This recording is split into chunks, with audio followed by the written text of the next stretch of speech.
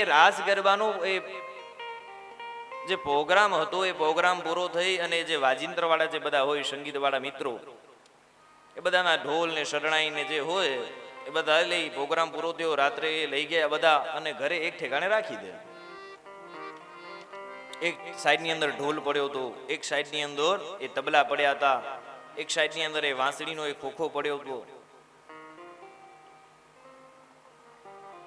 તો એ વાદ્યો જે છે એ વાતો કરે છે.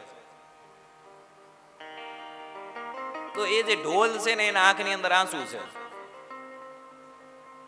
ઢોલ એના આંખની અંદર આંસુ છે.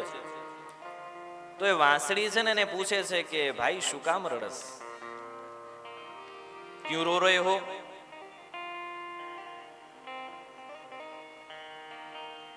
આજે મને બહુ માર્યો છે, બે કોરેથી માર્યો, મેં આજે બહુ માર ખાધો. અને એમાં પણ વળી કોઈ બાજુમાં આવીને એ ઢોલવાળાના બાજુમાં આવે તો થોડું જાજો વગાડે અને જાજો મારે. એટલા માટે હું રડું છું. પણ વાસળી મારા કરતા તો તને બહુ સારું, તને માર ખાવાની કાંઈ જ જરૂર નહીં. તું એટલી કોમળ છો કે તને સંભાળીને માણસ રાખે. એ ઢોલનો અવાજ ગમે એટલો હોય પણ તેમ છતાં જ્યારે વાંસળી વાગે એ મનને મોહી લે. તું બહુ ભાગ્યશાળી છો. ઢોલ કહે છે બેન તું બહુ ભાગ્યશાળી છો. એ કહે છે સાચી વાત છે, ભગવાનની દયા છે. પણ ભાઈ એક વાત કહું, ભાગ્યશાળી તું પણ બની શકત, ભાગ્યશાળી તું પણ બની શકત. જે એ પોલા ઝાડમાંથી તું બન્યો છો એ જ પોલા ઝાડમાંથી હું બની છું. એ છિદ્ર તારામાં પણ છે ને છિદ્ર મારામાં પણ છે. આપણા બંનેમાં છિદ્ર છે.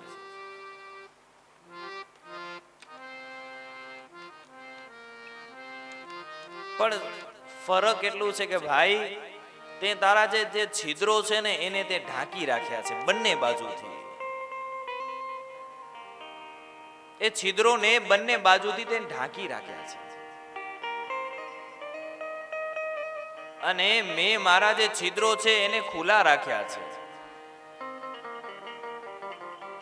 છિદ્રોને ઢાંકી રાખ્યા છે એટલે કે તારા જે દોષો છે એને તે ઢાંકી રાખ્યા છે. અને જે મારા જે દોષો છે મેં એને ઢાંક્યા નથી. જેવી છું એવી છું, ભગવાન સ્વીકારે તોય ભલે અને ન સ્વીકારે તોય ભલે. તો આપણા જે દોષો છે એના ઉપર આપણે પડદો રાખી અને ભગવાનના મંદિરે જઈએ તો માર ખાવી પડે. પણ આપણા જે દોષો છે ભગવાનને કહેનો ભગવાન જેડો અહીંયા એડો તો જ અહીંયા, તું સ્વીકારીએ તોય ભલે અને ન સ્વીકારીએ તોય. એ આપણા દોષ ગુણ એ બધું જ ભગવાનને કહી દેવાનું, ભગવાન આટલો હું સારો છું ને એટલો હું ખરાબ છું. જ્યારે રાતના સમય ત્યારે જ્યારે તમે સુવો ને ત્યારે ભગવાન પરમાત્માને યાદ કરવાનું, ભગવાન ધન્યવાદ. સવારે હું ઉઠ્યો ત્યારથી કરીને આટલે રાત્રે હું સૂવું છું ત્યાં સુધી મેં અનેક પ્રકારના પાપ કર્મ કર્યા હશે. જાણતા અજાણતા દોષો થયા હશે. તો ભગવાન તો એને માફ કરી દે. તો એ ગુણ અને દોષ એ ભગવાન કને ખુલ્લા થઈ જવાનું, ભગવાન કને કાંઈ પણ છુપાવવાનું નહીં. અને કદાચ તમે છુપાવશો તો એને તો ખબર પડી જ જશે. એના કરતા સામેથી એને કહેશો કે આ થઈ ગયું છે, ये मेरी भूल है, ભલે કાંઈ વાંધો નહીં, બીજી વાર ખ્યાલ રાખજો.